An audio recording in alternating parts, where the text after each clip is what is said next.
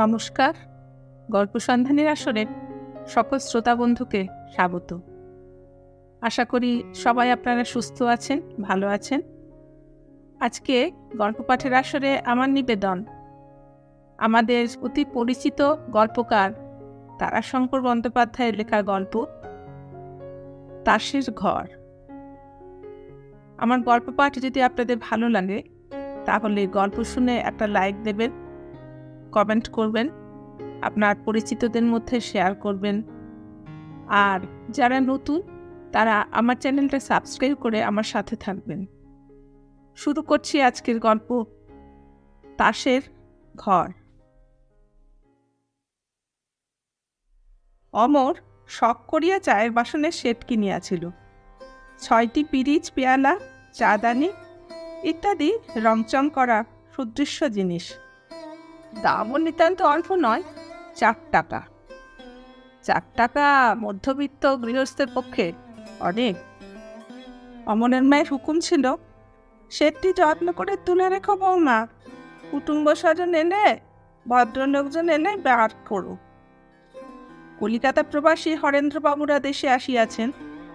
আজ তাহাদের বাড়ির মেয়েরা অমরদের বাড়িতে বেড়াইতে আসিবেন। তাহারই উদ্যোগ আয়োজনে বাড়িতে বেশ সমারোহ পড়িয়া গিয়াছে। মা বলিলেন, চায়ের সেটটা আজকে বের করত গৌরী। গৌরী বাড়ির মেয়ে, অমরের অবিবাহিত ভগ্নী। মা চাবির গোছাটা গৌরীর হাতে দিলেন। গৌরী বাসনের ঘর খুলিয়া জার্মান সিলভারের ট্রে সময় ট্রেটি বাহির করিয়া আনিয়া বলিল, 5টা কাপ রয়েছে কেন মা? আর একটা কাপ কি হলো? এই দেখো বাপু, সবে আমি বের করে আনছি, আমায় দোষ দিও না যেন। বিরক্ত হইয়া মা বলিলেন, দেখ না ভালো করে খুঁজে, ঘরেই কোথাও আছে, পাকা হয়তো উড়ে যাবে না। গৌরী সেটটা সেইখানে নামাইয়া আবার ভালো করিয়া ঘর খুঁজিয়া আসিয়া বলিল, পাখাই হলো না কেউ খেয়েই ফেললো সে আমি জানি না বাপু, তবে ঘরের মধ্যে কোথাও নেই। দুমদাম করিয়া মা ঘরে প্রবেশ করিতে করিতে বলিলেন, তোমার দোষ কি মা? আমার কপালের দোষ। তোমরা চোখ কপালের উপর তুলে কাজ করো কি না, নিচের জিনিস দেখতে পাও না। গৌরীর চোখ হয়তো কপালের উপরেই উঠিয়া থাকে, কিন্তু এক্ষেত্রে গৌরীর অপরাধ প্রমাণিত হইল না। পেয়ালাটা খুঁজিয়া পাওয়া গেল না। মা হাঁকিলেন, বৌমা, বৌমা। বৌমা অমরের স্ত্রী শৈল।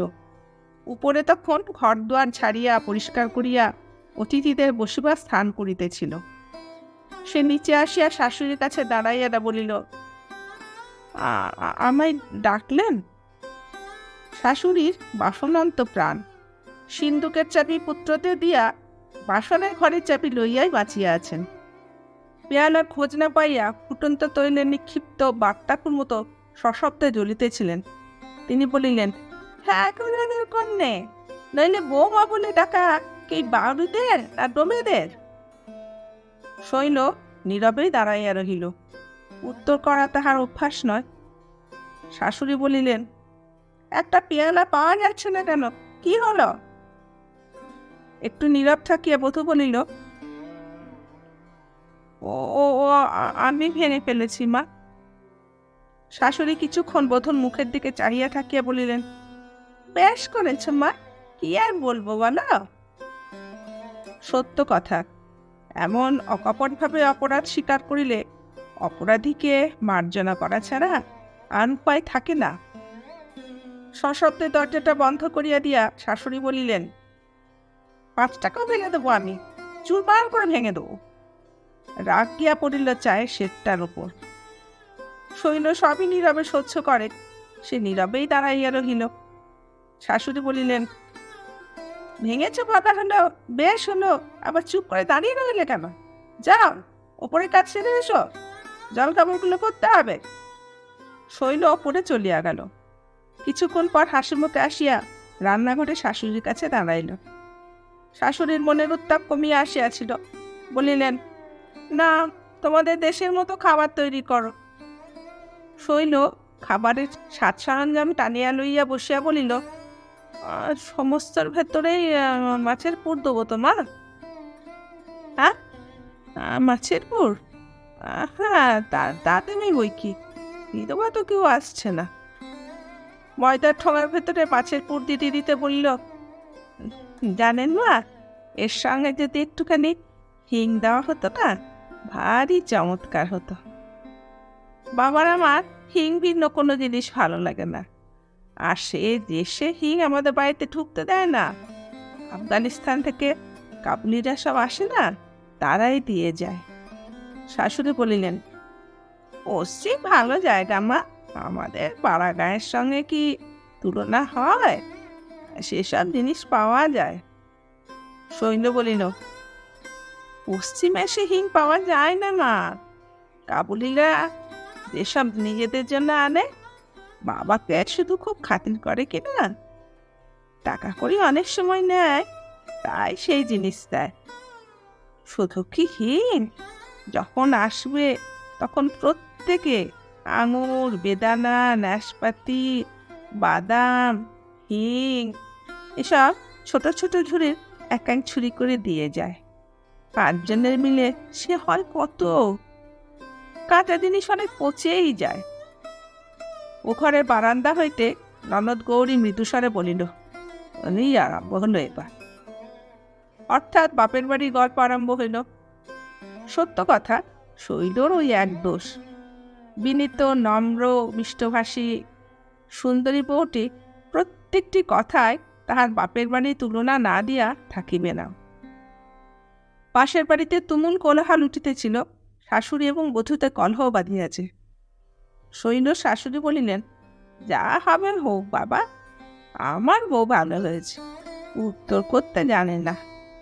দোষ করলে বকবো কি, মুখের দিকে চাইলেই মায়া হয়। শৈল বলিল, ও ছেলে স্ত্রীকে শাসন করেন না কেন? জানেন মা, আমার দাদা হলে আর রক্ষে থাকতো না, সঙ্গে সঙ্গে বউকে হয়তো বাপের বাড়ি পাঠিয়ে দিতে।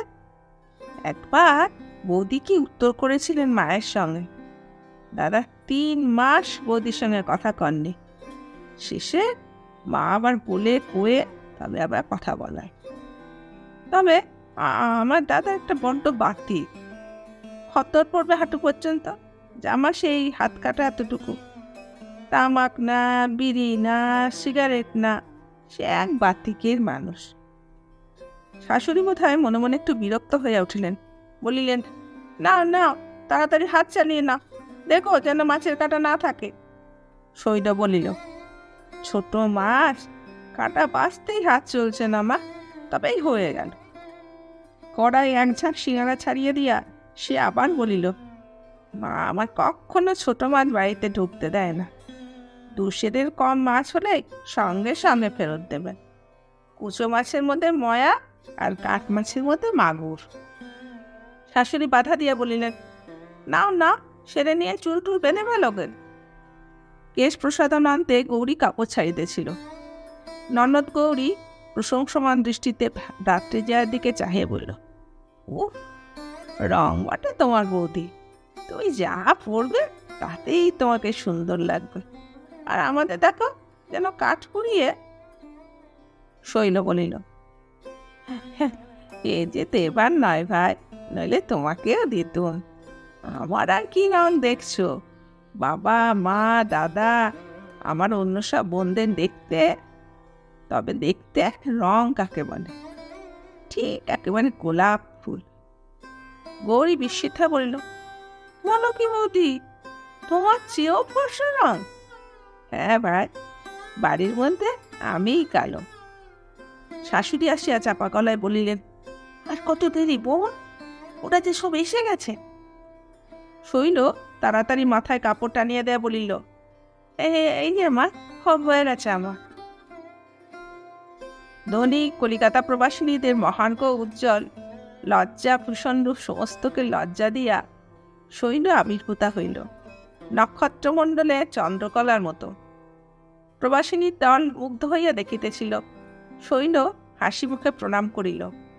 ও বাড়ির গিন্নি বলিলেন, এ যে চাঁদের মতো বউ হয়েছে তোমার দিদি, লেখাপড়াটা জানে নাকি? শৈল মৃদুস্বরে বলিল, স্কুলে তো পড়িনি। বাবা স্কুলের শিক্ষা খুব পছন্দ করতেন না। বাড়িতে পড়েছি। ম্যাট্রিক স্ট্যান্ডার্ড শেষ হয়েছিল, তারপরই। কথাটা অসমাপ্ত থাকিলেও ইঙ্গিতে সমাপ্ত হইয়া গেল। ও বাড়ির গিন্নি বলিলেন, কে জানে মা, আজকাল দেশের মেয়েদের আর কলেজে না পড়লে বিয়ে হচ্ছে। আমার বউরা তো সব কলেজে পড়ছিল, বিয়ের পর আমি সব ছাড়িয়ে দিলাম। শৈল উত্তর দিল, কলেজের কোর্স আমিও কিছু পড়েছি, তবে আমার বোনেরা সব ভালো করে পড়েছে। বাড়িতে দাদাই পড়ান। পড়াশোনায় দাদার ভয়ানক বাতিক কিনা জানেন, বছরে 500-700 টাকার বই কিনেন, বাংলা ইংরেজি। মিলের থেকে ইংরেজি বই আনাবেন।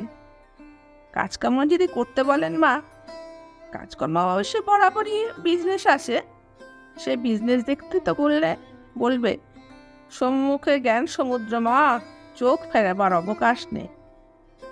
তোমার বাপের বাড়ি কোথায় গো? ইলাহাবাদ। ইলাহাবাদ গেছেন নিশ্চয়। আমাদের সেখানে 3 পুরুষের বাস হয়ে গেল। বাবা সেখানে কন্ট্রাক্টারি করেন কিনা? কি রকম পান টান আমি তো ঠিক জানি না, তবে মেজ ভাই বোনের মাঝে মাঝে এরকম করে আর চলবে না মা। তুমি বাবাকে বলো পাকা বাড়িগুলো ভাড়া দিয়ে নিজে সেই খোলার বাড়িতে থাকেন। টাকায় চড়ে কাজ দেখতে বেড়ান, মোটর কিনবেন না, এ কি করে চলবে? বাবা বলেন, এই আমার পৈতৃক বাড়ি যেমন আছে তেমনই থাকবে, ভাঙবও না, অন্য কোথাও যাব না। আর গাড়িও আমি কিনবো না। ছেলেরা বিলাসী হবে, আমি রোজগার করছি, তারা যদি না পারে। জানেন, লোকে বলে মহেন্দ্রবাবু এক হিসেবে সন্ন্যাসী। শৈল কথা শেষ করিয়া মৃদু মৃদু হাসি হাসে। প্রবাসী গিন্নি একবার শৈল শাশুড়িকে বলিলেন, তাহলে ছেলে তোমার বেশ বড় ঘরে বিয়ে হয়েছে দিদি। তোমাদের চেয়ে অনেক বড় ঘর। তত্ত্ব তাল্লাশ করেন কেমন বেআইরা? বিচিত্র সংসার, বিচিত্র মানুষের মন, কোন কথায় কে যে আঘাত পায় সে বোঝাবোধ করি বিধাতারও সাধ্য নয়। তোমাদের চেয়ে বড় ঘর, এই কথাটুকুতেই অমরের মা আহত হয়ে উঠিলেন। তিনি মুখ বাঁকাইয়া বলিলেন, কে জানে দিদি, বড় না ছোট সে জানি না, তবে বৌমাই বলেন বাপেদের ওই তত্ত্ব তাল্লাশ দেখি না। আজ 2 বছর ওই দুধের মেয়ে এসেছে, নিয়ে যাওয়ার নাম পর্যন্ত নেই। শৈল মুহূর্তে বলিয়া উঠিল, জানেন তো মা, বাবার আমার অদ্ভুত ধারণা। তিনি বলেন, যে বস্তু আমি দান করলাম সে আবার আমি কেন আমার বলে ঘরে আনবো? তবে যাকে দান করলাম সে যদি স্বেচ্ছায় নিজে আসে, তখন তাদের আদর করব, সম্মান করব, আমার বলবো। আর তত্ত্বতল্লাশ এতদূর থেকে তো করা সম্ভব হয়ে ওঠে না, কিন্তু টাকা তো চাইলেই দেন তিনি, যখন চাইবেন তখনই দেবেন। শাশুড়ি বলিয়া উঠিল, কি বললেন মামা? তোমার বাবা আমাদের টাকা দেন? কখন, কোন কালে? শৈল বলিল, আপনাদের কথা তো বলিনি মা, ওকে জিজ্ঞাসা করে দেখবেন। 100, 50, 80 চাইলেই তিনি দেন, কেন দেবেন না? শাশুড়ির কালো হইয়া উঠিল। শুধু স্বগ্রামবাসী নয়, উপস্থিত মহিলাবৃন্দ প্রবাসিনী, দেশ দেশান্তরে এই সংবাদ উঠিয়া যাইবে। অমরের মায়ের মাথা যেন কাটা গেল। তিনি বলিলেন, ভালো, অমর আসুক, আমি জিজ্ঞাসা করব। কই, হুনাক করেও তো আমি জানি না। ও বাড়ির গিন্নি বলিলেন, তোমায় হয়তো বলেনি অমর, দরকার হয়েছে শ্বশুরের কাছে নিয়েছে। অমরের মা বলিলেন, সে নেবে কেন ভাই? সে নেওয়া যে তার অন্যায়, নিজ কাজ। ছি, শ্বশুরের কাছে হাত পাতা, ছি। অমর কাজ করে কলকাতায়, সেখানে সে অর্ডার সপ্তাহে ব্যবসা করিয়া থাকে। ব্যবসা হইলেও ক্ষুদ্র তাহার আয়তন, সংকীর্ণ তাহার পরিধি। তবুও সে স্বাধীন, তাই মাসে 2 বার করিয়া বাড়ি আসিয়া থাকে। অমরের মা রোষ কষায়িত নেত্রে পুত্রের আগমন পথের দিকে চাহিয়া রহিলেন। ধনী কলিকাতা প্রবাসিনীদের সম্মুখে যে অপমান তান হইয়াছে, সে তিনি কিছুতেই ভুলিতে পারিতেছেন না। শুধু তার সংসারের অসচ্ছলতাই নগ্নভাবে আত্মপ্রকাশ করে নাই, তাহাকে মিথ্যাবাদিনী সাজিতে হইয়াছে। এ কয়দিন বধূর সামনেও একরূপ বাক্যালাপও করেন নাই। শৈল অবশ্য সে বিষয়ে দোষী নয়। সদা সর্বদাই মুখে হাসিটি মাখিয়া শাশুড়ির আজ্ঞার জন্য তাহার মুখের দিকে চাহিয়া থাকে। সংসারের নিয়েও কাল অগ্নির উত্তাপও হরিয়া থাকে, মনের আগুনও নিভিয়া আসে। কিন্তু শৈলর দুর্ভাগ্য, শাশুড়ির মনের আগুন শিকার হর্ষ হইতে না হইতে ইন্ধনের প্রয়োগের দ্বিগুণ হইয়া উঠিল। পাড়ায় ঘরে ঘাটে এই লইয়া যে কানাকানি চলিতেছিল, সেটি ভালোভাবে ক্রমশ জানাজানি হইয়া গেল। সেদিন সরকারদের মজলিসে এক দফা প্রকাশ্য আলোচনার সংবাদ অমরের মা সকর্ণেই শুনিয়া আসিলেন। দিন 10 পরেই কিসের একটা ছুটি উপলক্ষে অমর বাড়ি আসিবার কথা জানাইয়া দিল। শৈলের মাথায় যেন আকাশ ভাঙিয়া পড়িল। কথাটা মিথ্যা। বারবার সংকল্প করিয়াও সে এ বিষয়ে স্বামীকে কোনো কথা লিখিতে পারে নাই। কোনো অনুরোধ জানাইতে কেমন যেন লজ্জাবোধই হইয়াছে। তাহার হাত চলে নাই, ঠোঁট কাঁপিয়াছে, চোখে জলও দেখা দিয়াছে। সে চিঠির কাগজখানা জড়ো করিয়া মুড়িয়া ছুঁড়িয়া ফেলিয়া দিয়াছে। শৈল আপনার শয়নকক্ষে স্তব্ধ প্রতীক্ষায় খানির যেন বসিয়া রহিল। অমর আসিলে সে তাহার পায়ে আছাড় খাইয়া পড়িবে। অকস্মাৎ অমরের উচ্চ ক্রুদ্ধ কণ্ঠস্বরে সে চমকিয়া উঠিল। অন্ধকারের আবরণের মধ্যে চোরের মতো নিঃশব্দে বাহির হয়ে আসিয়া সে আশ্বস্ত হইল। ক্রোধের প্রসঙ্গ তাহাকে লইয়া নয়, অমর বচসা জুড়িয়া দিয়াছে পুলিশ সহিত। এই আদমাইর মানের ওজন 8 মণ 25, তোকে 2 আনা দিলাম, আর কত দেব? লোকটাও ছাড়িবার পাত্র নয়। সে বলিতেছিল, তখন আপনি চুকিয়ে দেন নাই কেন মশাই? তখন যাকে আবার হুকুম ছাড়লেন, এই দাঁড়াও, আমাদের 3 আনা দেন, দিতে হবে। নিকালো বেটা হারাম জাদা, নিকালো বলছি। এই নে পয়সা, তুই এক্ষুনি নিকালো সামনে থেকে বলছি। পয়সা ফেলিয়া দিয়া অমর ক্রুদ্ধ পদক্ষেপে বাড়ি ঢুকিল। দেখো না, লোকসান যেদিন হয় সেদিন এমনি করেই হয়। 50টা টাকা একজন মেরে দিয়ে পালালো, তারপর ট্রেন ফেল, আবার বাড়ি এসেও 4টে পয়সা লোকসান। মাও বোধ করি প্রস্তুত হইয়া দাঁড়াইয়াছিলেন। তিনি শান্ত অথচ শ্লেষ তীক্ষ্ণ কণ্ঠে কহিলেন, তার জন্য তোমার চিন্তা কি বাবা? বড়লোক শ্বশুর রয়েছেন, তাকে লেখো, তিনি পাঠিয়ে দেবেন। অর্থ না বুঝিলেও শ্লেষ তীক্ষ্ণ বাক্যস্বর আঘাত করিতে ছাড়ে নাই। অমর ভ্রুকুঞ্চিত করিয়া বলিল, তার মানে? মা বলিলেন, সেই জন্যই তো তোমার পথ চেয়ে দাঁড়িয়ে আছি বাবা। আমি শুনবো তুমি আমাকে তোমার রোজগারের অন্ন খাওয়াও, না তোমার শ্বশুরের দানের অন্নে আমাকে পিণ্ডি দাও। তুমি নাকি তোমার শ্বশুরের কাছ থেকে টাকা চাও, আর শ্বশুর তোমার টাকা পাঠিয়ে দেয় 100, 50, 80, যেমন তোমার দরকার হয়। ক্লান্ত তিক্তচিত্ত অমরের মস্তিষ্কে মুহূর্তে যেন আগুন জ্বলিয়া উঠিল। সে বলিয়া উঠিল, কে, কোন হারামজাদা সে কথা বলে? মা ডাকিলেন, বৌমা। শৈলর চক্ষের সম্মুখে চারিদিক যেন দুলিতেছে। কি করিবে, কি বলিবে, কোনো নির্ধারণ নিজে স্থির করিতে পারিল না। শাশুড়ি আবার বলিলেন, চুপ করে রইলে কেন, বলো, উত্তর দাও। শৈল বিহ্বলের মতো বলিয়া ফেলিল, আহা বাবা দেখ তো। অমর মুহূর্তে উন্মত্তের মতো দেওয়ালে মাথা কুটিতে আরম্ভ করিল। মা তাড়াতাড়ি তাহাকে ধরিয়া ফেলিলেন। অমর বলিল, ও বাড়িতে থাকলে আমি জলগ্রহণ করব না। মা বলিলেন, আমার মাথা কাটা গেল হরেনবাবুর বাড়ির মেয়েদের কাছে। এমন বউ নিয়ে আমিও ঘর করতে পারবো না বাবা। বিচারক যেখানে বিধিবদ্ধ বিধানের মধ্যে আবদ্ধ নয়, সেখানে বিচার হয় না। বিচারের নামে ঘটে স্বেচ্ছাচার। তাই ওইটুকু অপরাধে শৈলের অদৃষ্টে গুরুদণ্ড হইয়া গেল। সেই রাত্রি তাহার নির্বাসনের ব্যবস্থা হইল। রাত্রি 12টার ট্রেনে শৈলর দেবর তাহাকে লইয়া এলাহাবাদ রওনা হইয়া গেল।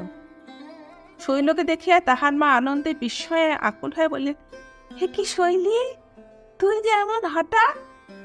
শৈল ঢোক গিলে বলল, কেন মা, আমাকে কি আসতে নেই? তোমরা তো আনলে না, কাজে নিজেই এলাম। মেয়েকে বুকে জড়াইয়া ধরিয়া মা বলিলেন, ওরে আনতে কি অসাধ, না আমার মনেই ব্যথা হয় না, কিন্তু কি করব বল। একটা দীর্ঘ নিঃশ্বাস ফেলিয়া আবার বলিলেন, হ্যাঁ বাবুর রোজগার কমে গেছে, বাজার নাকি বড় মন্দা, তারপর হৈমির বিয়ে এসেছে, খরচ যে করতে পারছি না মা। শৈল অবকাশ পাইয়া অঝোর ছাড়ে কাঁদিয়া বুক ভাসাইয়া দিল। মা বলিলেন, সঙ্গে কে এসেছে শৈলী, জামাই? শৈল বিবর্ণ মুখে বলিল, না, আমার দেওর এসেছে। কই সে কই? ও মা, বাইরে কেন সে, ঘরের ছিলে? ওরে দেখ, দেখ তো বড়দিদি দেওর বাইরে আছেন, ডাকতো, বল মা ডাকছেন। শৈলর বুক দুরু দুরু করিতেছিল। কনিষ্ঠ ভ্রাতার প্রতি অমরের আদেশ ছিল সে যেন এখানে জলগ্রহণ না করে। কঠিন শপথ দিয়ে আদেশ দিয়াছে অমর। দায় ফিরিয়া আসে বলিল, কই কেউ তো নেই। মা আশ্চর্য বলিলেন, সে কি, কোথায় গেল সে? শৈল বলিল, তাকে ট্রেন ধরতে হবে মা, সে চলে গেছে। বিস্ময়ের ওপর বিস্ময়, মা যেন অভিভূত হইয়া গেলেন। ট্রেন ধরতে হবে, চলে গেছে, সে কি? শৈল বলিল, তাকে সিমলে যেতে হবে মা, একটা খুব বড় কাজের সন্ধান করতে যাচ্ছে। যে যে ট্রেনে আমরা নামলাম ওই ট্রেনেই সে গিয়ে ধরবে, থাকবার তার উপায় নেই। মা আশ্বস্ত হয়ে বললেন, ফেরার পথে নামতে বলে দিয়েছিস তো? একটা দীর্ঘ নিঃশ্বাস ফেলিয়া শৈল বলিল, বলে তো দিয়েছি মা, কিন্তু নামতে বোধহয় পারবে না, জরুরি কাজ কিনা। সিমলে থেকে কলকাতায় যাবে একটা কাজ চিঠি নিয়ে, সময়ে পৌঁছতে না পারলে তো সব মিছে হবে না। এই সময় শৈলর জ্ঞানান্বেষী বরদাদা বাড়ি ঢুকিল। পরনে তাহার খদ্দর সত্য, কিন্তু জরিপার শৌখিন খদ্দরের ধুতি, গায়েও শৌখিন খদ্দরের পাঞ্জাবি, মুখে একটা গোল্ড ফ্লেক সিগারেট, হাতে কতগুলো মাছ ধরিবার চারের উপকরণ। শৈলকে দেখিয়া এসে বলল, আরে শৈলী, কখন রে? হ্যাঁ? হাসি মুখে শৈল বলিল, এই তো দাদা, ভালো আছেন আপনি? হ্যাঁ তা বেশ। কই তুই নতুন লোক, কাজ বাংলাদেশের মানুষ, কই দে তো এই চারগুলো তৈরি করে দে তো দেখি তোর কেমন হাতের পয়। মাছ ধরতে যাবো আজ দেহাতে, একদম তালাবে।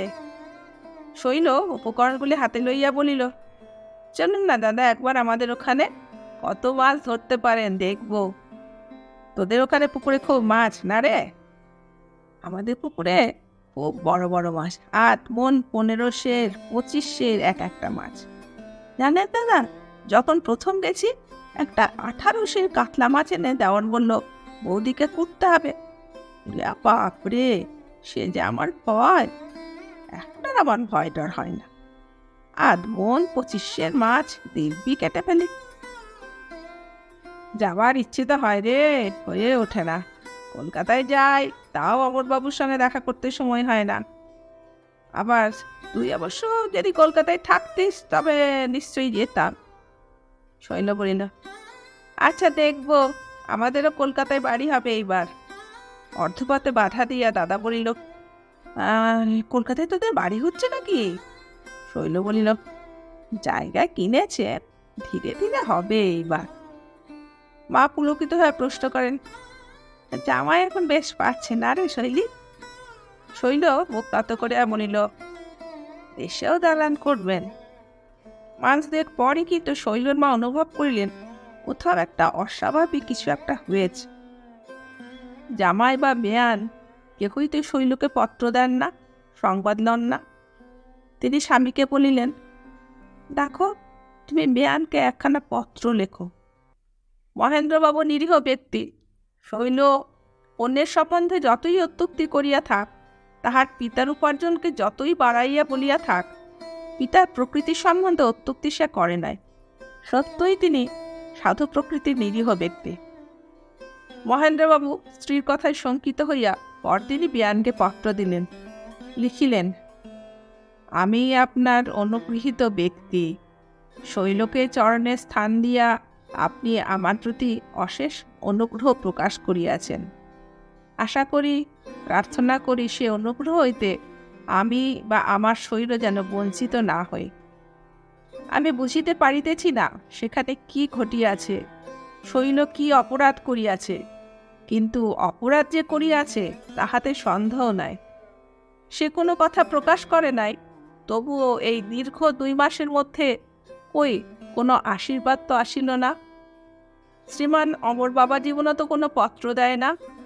দয়া করিয়া কি ঘটিয়াছে আমাকে জানাইবেন। আমি নিজে শৈলকে আপনার চরণে উপস্থিত করিয়া তাহার শাস্তি দিব। তারপর শেষে আবার লিখিলেন, অমর সংবাদ না দিলেও শৈলর নিকট তাহার উন্নতির কথা শুনিয়া বড়ই সুখী হইলাম। কলিকাতায় বাড়ি করিবে শুনিয়া পরম আনন্দ হইল। আপনার মেজো ছেলের পরীক্ষার সংবাদ শুনিলাম, কয়েক নম্বরের জন্য প্রথম হইতে পারে নাই। আশীর্বাদ করি বিয়েতে সে যোগ্য স্থান লাভ করিবে। পত্রখানা পড়িয়া অমরের মায়ের চোখে জল আসিল। মনে তাহাতে ক্রোধ বহ্নি জ্বলিতেছিল। ইন্ধনের অভাবে সময় ক্ষেপে সে বহ্নি নিবিয়া গিয়াছে। প্রতি পদে তাহার শৈলের প্রতিমার মতো মুখ মনে পড়িত। বলুক সে মিথ্যা, তবু মিষ্ট কথার সুরটি তাহার কানে বাজিত। আজ বিনয়ের পত্র পড়িয়া তাহার সকল গ্লানি নিঃশেষে বিদূরিত হইয়া গেল। শুধু বিদূরিত হইয়া গেল নয়, পুত্রবধূর উপর মন তার প্রসন্ন হইয়া উঠিল। পত্রের শেষ ভাগটুকু পড়িয়া আবার তিনি সেখানটা পড়িলেন, কলিকাতার বাড়ি ইত্যাদি। তিনি অমরকে পত্র দিলেন। বিয়ায়কে লিখিলেন, বৌমা আমার ঘরের লক্ষ্মী, লক্ষ্মীর কোনো অপরাধ হয়? তবে কার্যগতিকে সংবাদ দিতে পারি নাই, সে দোষ আমারই। শীঘ্রই অমর বৌমাকে আনিবার জন্য যাইবে। পত্র পাইবা মাত্র শৈল পুলকিত হইয়া স্বামীকে পত্র লিখিতে বসিল। অমর আসিয়াছে, 10-12 সেরের একটা মাছ সে সঙ্গে আনিয়াছে। শৈল তাড়াতাড়ি সেটা কাটিতে বসিল। বলিল, বড় জাতের মাছ বোধহয় ধরা পড়েনি, এগুলো মাছলা জাত। ওদিক হতে ভ্রাতৃজয়া বলিল, ওই আরম্ভ হলো। শ্বশুরবাড়ির অবস্থা ভালো, আর যেন কারা হয় না। রাত্রে অমরের নিকট শৈল নতমুখে দাঁড়াইয়াছিল। অমর একখানা পত্র বাণী করিয়া দেখাইয়া বলিল, এসব কি বলতো? একটা বড় মাছ যেমন করিয়া হোক আনিবে।